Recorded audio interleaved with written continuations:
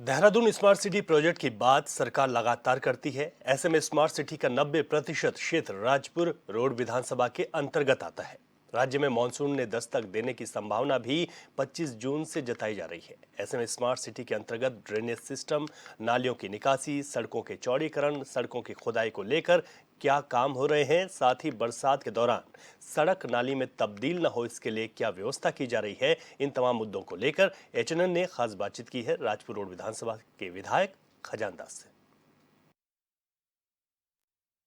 Dehradun smart city project की सरकार बात करती है और देहरादून स्मार्ट सिटी के लिए हजारों करोड़ रुपए भी सरकार ने खर्च किए हैं। हालांकि अब उत्तराखंड में मानसून विभाग के अनुमानानुसार 25 जून से जो है मानसून उत्तराखंड में दस्तक दे देगा और ऐसे में जो है देहरादून स्मार्ट सिटी प्रोजेक्ट के तहत चाहे ड्रेनेज सिस्टम हो, चाहे नालियों की व्यवस्था हो, उसके लिए क्या प्रबंध है। और देहरादून स्मार्ट सिटी प्रोजेक्ट की अगर मैं बात करूँ तो स्मार्ट सिटी प्रोजेक्ट का जो है 90% जो हिस्सा है वो राजपुर रोड विधानसभा के अंतर्गत आता है। और राजपुर रोड विधानसभा में किस प्रकार की तैयारियां जो हैं मानसून सत्र के लिए तैयार की गई हैं, उसको लेकर आज हम बात करेंगे राजपुर रोड विधानसभा के विधायक खजानदास जी से। सर, मानसून उत्तराखंड में दस्तक देने वाला है, संभवतः 25 जुलाई से मानसून उत्तराखंड में दस्तक देगा।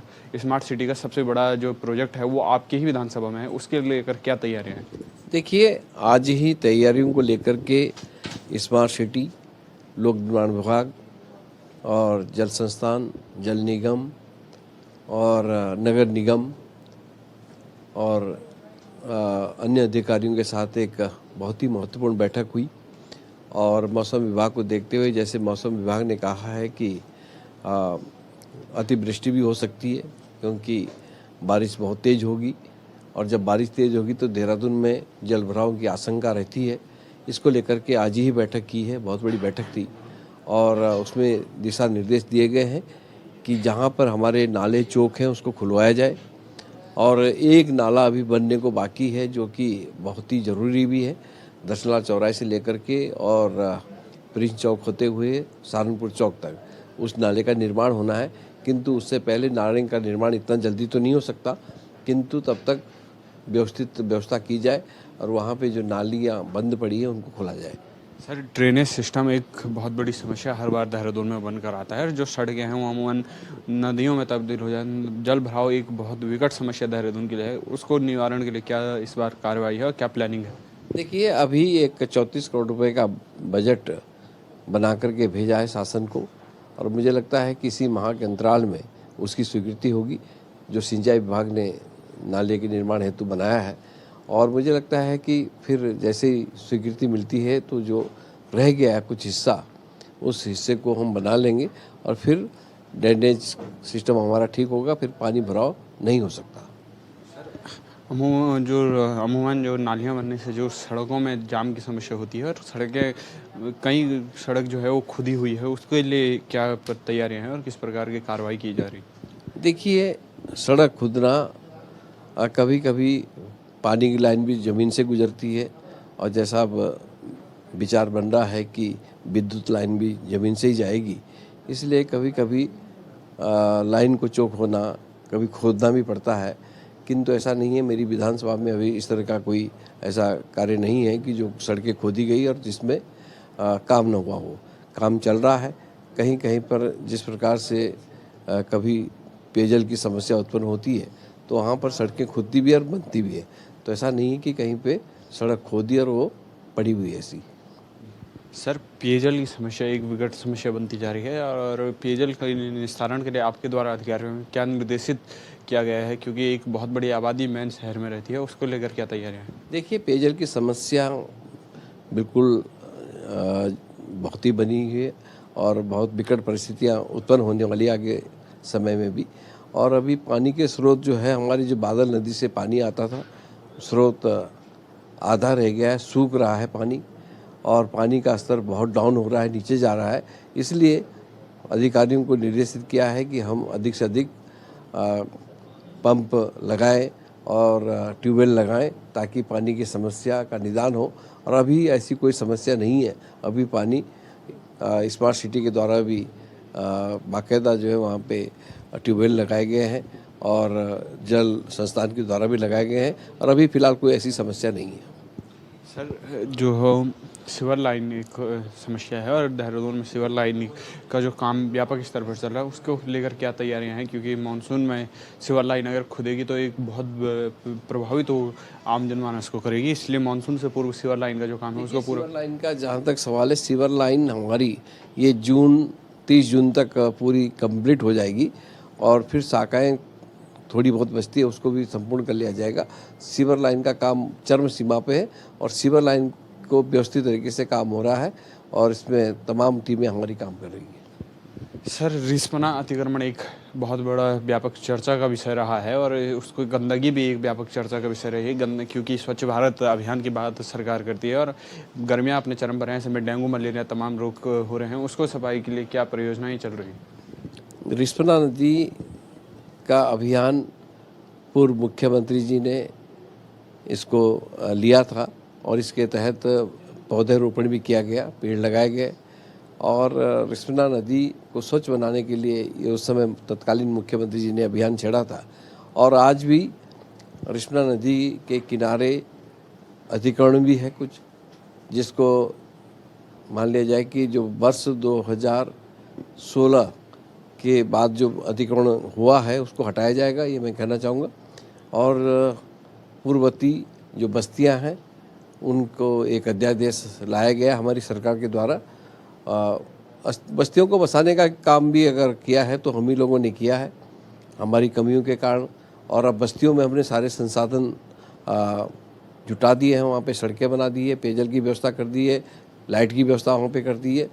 और पूरे प्रदेश की बात करें तो 582 बस्तियां हैं और 582 बस्ती में तकरीबन 10 लाख से ऊपर निवास करते हैं लोग, इसलिए उनके लिए भी कहीं ना कहीं हमको बसाने की व्यवस्था करनी होगी, तभी हम वहाँ पर अतिक्रमण हटाने की बात करें।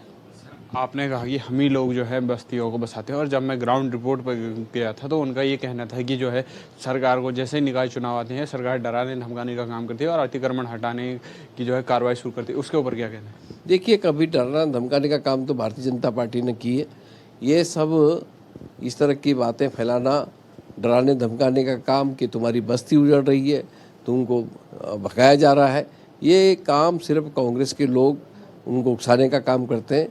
भारतीय जनता पार्टी ने, जब से भारतीय जनता पार्टी की सरकार 2017 में बनी, 18 में अध्यादेश लाया और जब उस समय माननीय हाईकोर्ट ने अतिक्रमण हटाने के लिए पूरे प्रदेश में अभियान चलाया था, किंतु बस्तियों को उजाड़ने के लिए, रोकने के लिए हमने जिस तरह का अध्यादेश लाया उसकी अवधि वर्ष 2021 तक की थी और फिर इस अवधि को बढ़ाया गया जो अब 2024 तक है। और इसलिए मुझे लग रहा है कि कुछ लोग भ्रमित करने का काम कर रहे हैं, भारतीय जनता पार्टी पर आरोप लगाने का काम कर रहे हैं। और ऐसा नहीं कि भारतीय जनता पार्टी चुनाव के समय इस तरह का अभियान कोई छेड़ती है। ये कार्रवाई एनजीटी के तहत हो रही है और ये कार्रवाई माननीय कोर्ट के आदेश के तहत हो रही है। मैं बात करूँ तो प्रदेश का सबसे बड़ा अस्पताल जो है दून मेडिकल कॉलेज, वो आप ही के विधानसभा के अंतर्गत आता है। आपके द्वारा क्या समय समय पर वहाँ पर निरीक्षण किए जा रहे हैं और डॉक्टरों को किस प्रकार के निर्देश आपके द्वारा दिए जा रहे हैं? देखिए, दून मेडिकल कॉलेज एक दून अस्पताल की अगर हम बात करते हैं तो एक शहर का, हमारे देहरादून का ही नहीं पूरे उत्तराखंड का एक नामी अस्पताल रहा है और पूर्ववर्ती सरकार ने इसको मेडिकल कॉलेज में परिवर्तित किया। और फिर जब यहाँ पे हमारा जिला अस्पताल नहीं था तो उस समय मैंने माननीय मुख्यमंत्री श्रीमान त्रिवेंद्र सिंह रावत जी से निवेदन किया और उन्होंने कोरोनेशन जो अस्पताल है वहाँ पर ही जिला अस्पताल की जगह दे करके बहुत बड़ा अस्पताल, जो कि जिसकी लागत 43 करोड़ के लगभग है, वो बन गया, तैयार हो गया है। और दून अस्पताल में भी हमारी बैठकें होती रहती है, समय समय पर दिशा निर्देश उनको करते रहते हैं ताकि जो दूर दराज से मरीज आते हैं, पेशेंट आते हैं, वो उत्तराखंड के आते हैं। वहाँ पर उत्तराखंड के अलावा यूपी से जो संबंधित ज़िले हैं, नज़दीक के ज़िले हैं, वहाँ से पेशेंट आते हैं। हिमाचल प्रदेश का जो हमारा ज़िला है सिरमौर, वहाँ से भी पेशेंट आते हैं। इसलिए ये एक मानव अस्पताल है और इसकी उचित व्यवस्था करना सरकार का दायित्व है और हम सबका भी दायित्व बनता है। चलते चलते अंतिम सवाल आपसे, क्योंकि सरकार स्मार्ट सिटी की बात करती है और उसका कहती है कि उसका 90% काम जो है पूरा कर दिया गया है। आपको क्या लगता है कि कब तक जो है 100% काम स्मार्ट सिटी का पूरा कर दिया जाएगा? देखिए, अभी लक्ष्य दिया गया था कि आप 30 जून तक स्मार्ट सिटी का काम पूरा करेंगे, किंतु मुझे स्वयं में नहीं लगता कि ये 30 जून तक पूरा होगा। इसलिए अधिकारियों के समय समय पर समीक्षा भी हो रही है, बैठक भी हो रही है। पूर्व में जो एक कार्य विभिन्न कंपनियों को दिया गया था, उन कंपनियों के माध्यम से काम में लीपापोती की गई, काम को सही तरीके से नहीं किया गया। फिर माननीय मुख्यमंत्री से अपील किया और फिर एक बहुत बड़ी बैठक हुई है जिसमें चीफ सेक्रेटरी से लेकर के तमाम अधिकारी उस बैठक में रहे और फिर वो कार्य उन कंपनियों से छीन करके हमने अपने जो हमारी स्थानीय संस्थाएं हैं, जो उत्तराखंड की संस्थाएं हैं, चाहे जल निगम हो, चाहे लोक निर्माण विभाग हो और चाहे विद्युत विभाग हो और चाहे सिंचाई विभाग हो, इनको कार्य दिया गया और उसके टेंडर हुए, निविदाएं आमंत्रित की गई और अब काम ने गति पकड़ी है और कार्य पूरा करने के लिए भी 30 जून का समय दिया गया है। मुझे लगता है कि अगर समय पे पूरा नहीं होगा तो संबंधित अधिकारी कर्मचारी जिम्मेदार होंगे। तो आज हमने बात की राजपुर रोड विधानसभा के विधायक सम्मानित खजानदास जी से, जिन्होंने बात की है स्मार्ट सिटी प्रोजेक्ट के काम पूरा होने के लिए और इस प्रोजेक्ट में जिन कंपनियों के पास टेंडर थे उनको वापस ले लिया गया है और उनके विरुद्ध जो है उचित कार्रवाई की बात की गई है। इसी के साथ दून हॉस्पिटल की व्यवस्थाओं को लेकर हो, चाहे स्मार्ट सिटी प्रोजेक्ट के तहत अनेक कार्य जो हैं उनको लेकर